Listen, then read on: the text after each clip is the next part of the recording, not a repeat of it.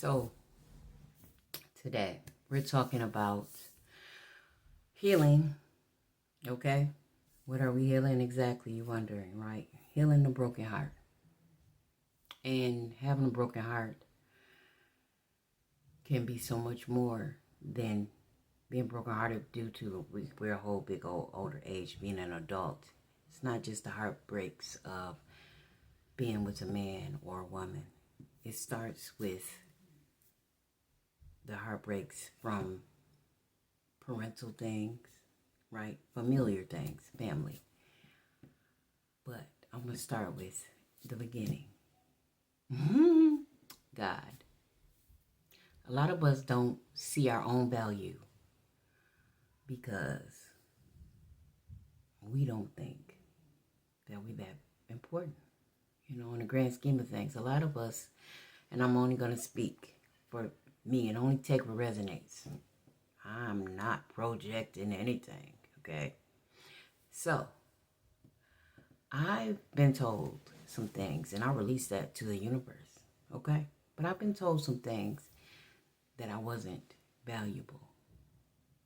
And that, why should I give a care about you? Your own mother doesn't care about you. Those kind of things. Or everything you touch turn to SHIT. Those type of things. You know what I mean? And to be told that kind of stuff as a child. And I like to say our root chakra is, which is red. It's in that fire shut up in that bone section, okay? That's fire shut up in your bones, in your belly. Feel it in your belly, right?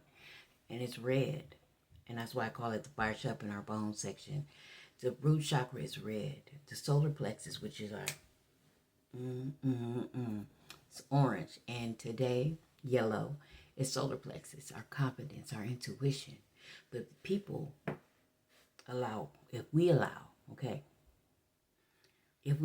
or people continue, and I'm talking to the people that projects on other folks too, because it's a double-edged sword. It's not one-sided. Everything that happened to you is not just you. You have to take your accountability for it, but they should too. And that's God.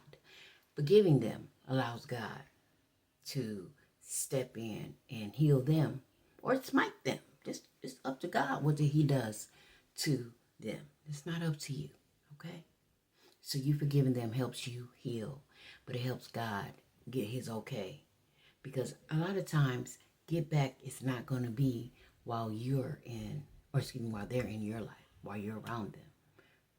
Okay, but we skip back to what we're talking about, healing and love. Okay, so there's a lot of our pain and a lot of things that happen to us did occur when we were kids, when people were supposed to take care of us, protect us, okay, lead and guide us. And if you came in the world in a manger, okay, I'm just saying, in a manger, then sometimes you might not get what you need, and you might not look at life as you should look at life. Now, I like to say I'm a tree hugger. I'm a tree hugging Libra. Hi. And I do have a lot of love to give. And I noticed within me healing and doing different videos and journaling that I used to punish myself in a way for being who God made me. Okay? I'm going to get back to that maybe in this video. So I'm going to get back to what we're talking about. When you allow yourself to view God as he truly is, you see how magnificent, how big he is. And he loves you. That even if you like God, I don't like having flyaways, right? Like, even though I'm a little older, I've been having gray hair for a long time, okay? I was born with gray hair, okay? And for those people who know those synchronicities of the gray hair and all that wisdom, even having it available to you, we sometimes don't use it because we see ourselves as others see us. And I think her name is Sarita Bonita on YouTube. I think if I said it right, she was saying that people pleasing is kind of like witchcraft, right? And I really didn't speak of it. Mind you, I watch all kind of mystical things. I like mystical things. And my sister used to always say, you'll catch Mika watching some kind of Milor video or movie. And that's true. because I believe in the beautiful things of life. I love the beautiful things in life, and I value life, and I value human life. Okay, now why do I value things? Because even though everything I went through, even as a child, I still viewed it. I'm 44 years old, and I still view things beautifully. But the hard factor, the hard thing for us to get through is seeing the hard stuff in life. Like, in the Bible it mentions how Adam and Eve knew they were naked. That's because they ate off that tree. Part of this healing part is, and I'm going to stay focused, and I'm going to tie it together too. Part of this healing part is knowing God, knowing thyself, okay? Loving yourself, loving God, and being able to love your neighbor. And your neighbor is the people outside of your life, your children, your significant other, your friends, your family. And also loving them allows you to allow them in. But it also, if you have a healed heart, you're coming from a healed perspective because you're coming from God's perspective, which is your soul, your inner man, okay, your intuition. That allows you to healthily have a relationship, but also know when to allow people in and when not to allow people in, okay? Meeting me at any point in my life, you might have gotten still the tree hugger version, but you would have, the guy, because I can only talk about me. So I waited till I was like 19 or 20 to be intimate for the first time. And the guy that I liked, he's an intellectual, and he was yummy to me. But most of his yumminess was because it's intellectual. It wasn't really nothing spiritual about him, though spiritualness is very to me too, because we can have a meeting of the minds. I like to have a meeting of the minds with a man because I like to be able to communicate with him and him communicate with me, and what he says, do a little verbal sparring, right? Side note. So I brought up that to say this. He said, I thought you was naive. And I was like, oh. It didn't offend me. It didn't. Because I didn't see the context of what he was saying. He was saying, yeah, you kind of, whatever. We can get it in. But I still think you're naive. Okay. And you goes with the ignorance is bliss thing, right?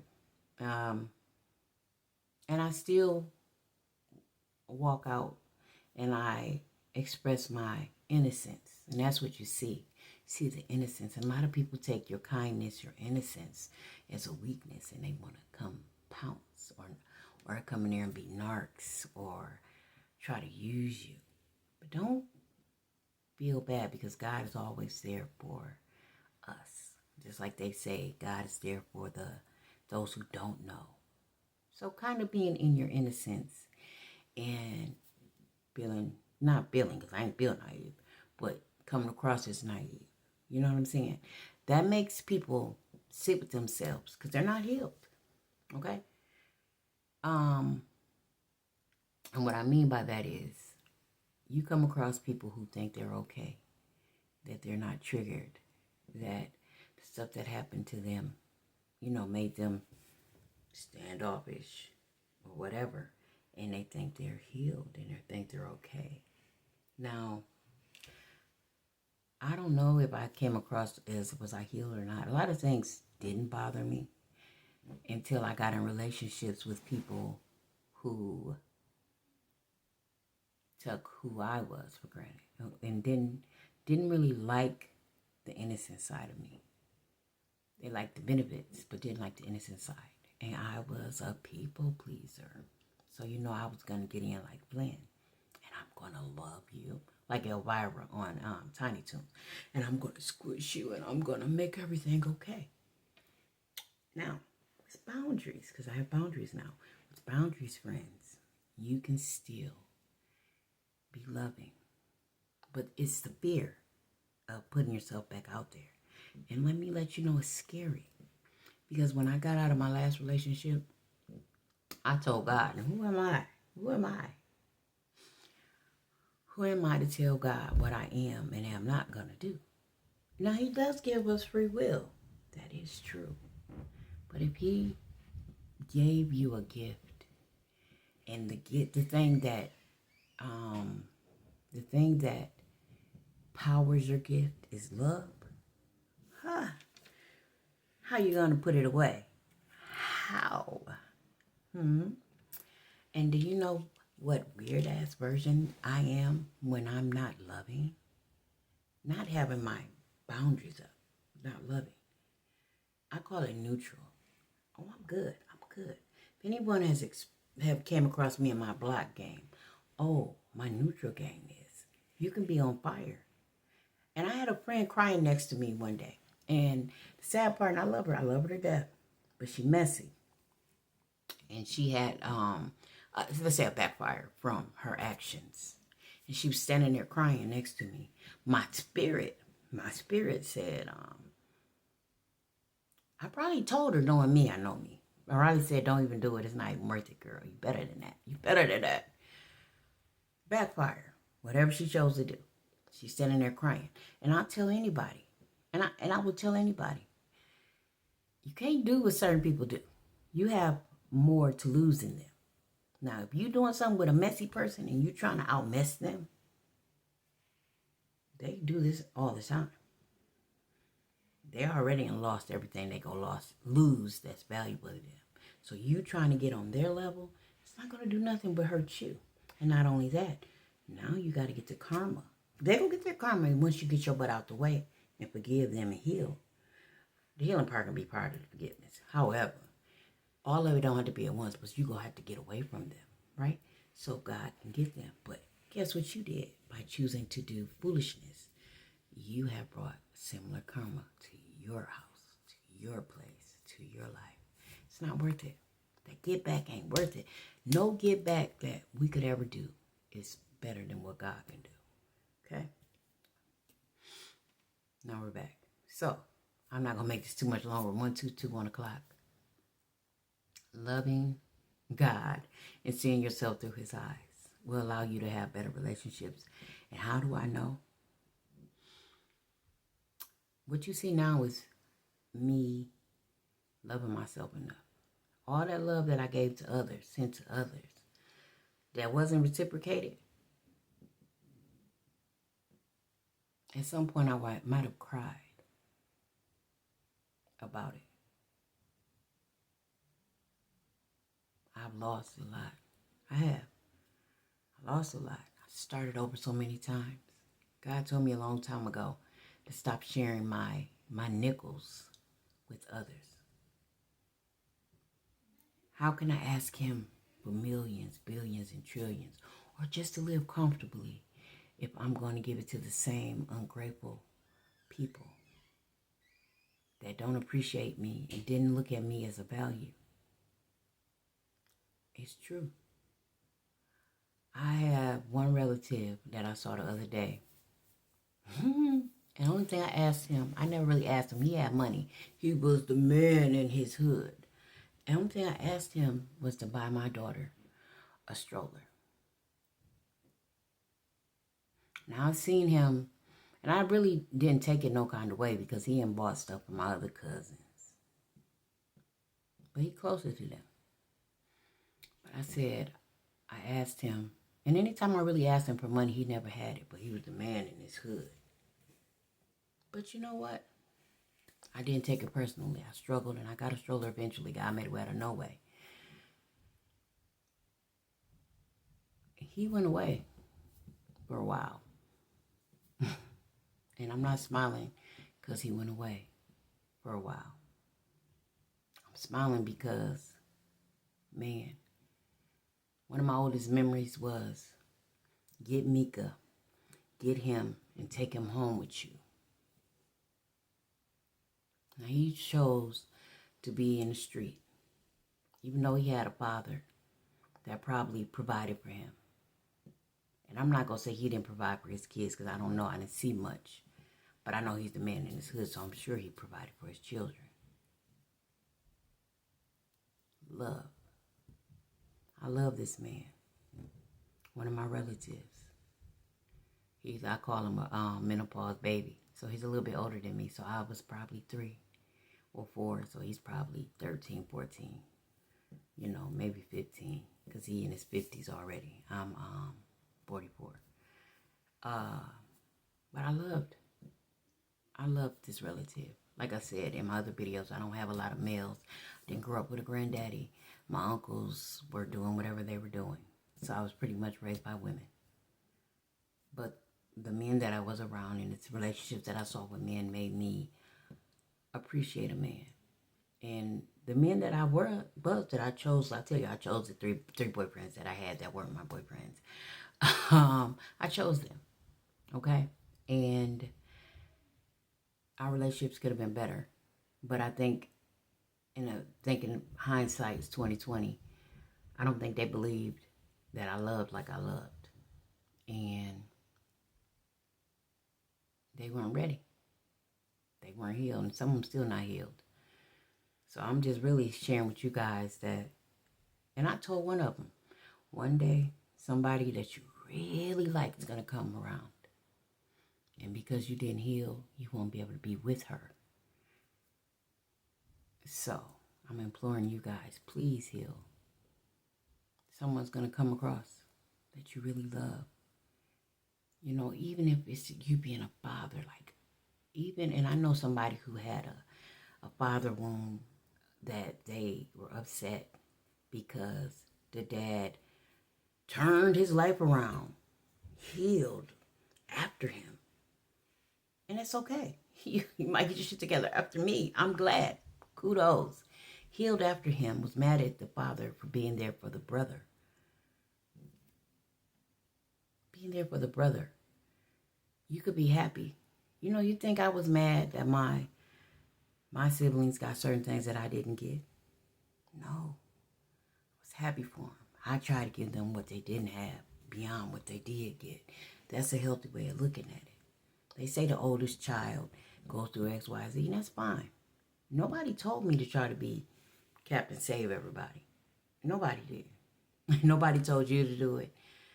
But part of the healing and loving yourself is you can withdraw and not chastise yourself for not doing people like you used to. Answering a phone every time. Giving them access to you. You don't have to. Those are the boundaries, but you have to love yourself enough to keep those boundaries, to see that those boundaries are needed. And loving yourself through the eyes of God will help you do that. I'm telling you. I often say between my kid's father and my daughter that you have room still. What you didn't do with your kids. Hopefully they forgive you for it, but if they don't, oh well. But you can still try to be a better person to your grandchildren, even to the little boy or girl down the street. As people still need love. And the people that you want to love might not allow you to love them, and that's fine. That's just something that you got to deal with and they have to deal with. But getting a better relationship with yourself and God will ease that pain, take that condemnation away. That, yeah, I didn't do everything right. I didn't do everything right. Me choosing other people made me not have what I needed for myself and my children. I made that choice. But equally, those people in my life could have picked me and changed and did something better, but they didn't. And that's cool. Because I'm not in their life no more. They got theyself. They don't got me. So that's an awesome thing. But you got to move out the way. And know and love yourself and feel so awesome about yourself that the new relationships that you get into, you're going to see those red flags a lot faster. You're going to love yourself a lot faster. You're going to see what's good for you, what's bad. And yes, we are going to make mistakes. I'm telling you. I almost walked up some dark alleys. But the Holy Spirit, my ancestors, in my inner self, said, girl, hold up, Wody. Are they worthy of you, who you truly are? Are they worthy? That's a good question. Yeah, they're worthy. But they're not healed enough, and they don't value themselves enough to love themselves to pick you.